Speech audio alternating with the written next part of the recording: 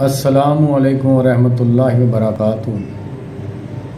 अल्लाह को जानने वाले लोग हज़रत इमाम शाफ़ी रहमतुल्लाह अलैह के बारे में एक मशहूर बुज़ुर्ग हज़रत रबी रहमतुल्लाह फरमाते हैं कि इमाम शाफ़ी रहमतुल्लाह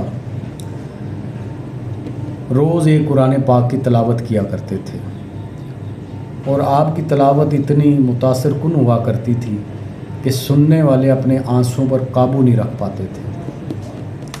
हज़रत इब्ने नसर कहते हैं कि जब कभी हम कल्बी कसावत दूर करने के लिए रोना चाहते तो आपस में कहते कि चलो उस नौजवान शाफ़ी के पास चलते हैं जो कुरान पाक की तलावत करता है।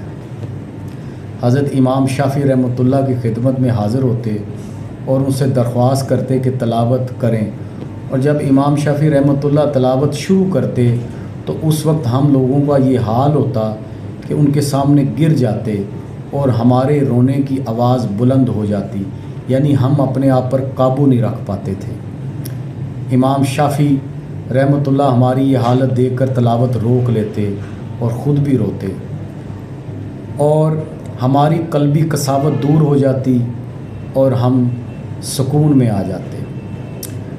अब इस वाक़े का जो जोरी पहलू है, एक तो ये है कि इमाम शाफ़ी उस वक्त जवानी के आलम में थे, क्योंकि हज़रत इब्ने नसर कहते हैं कि आओ उस नौजवान शाफ़ी की तरफ चलते हैं।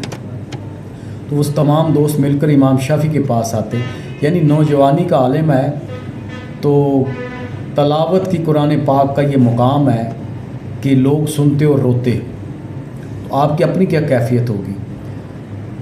और दूसरा इसका जोरी पहलू ये है कि कसावत को दूर करता है।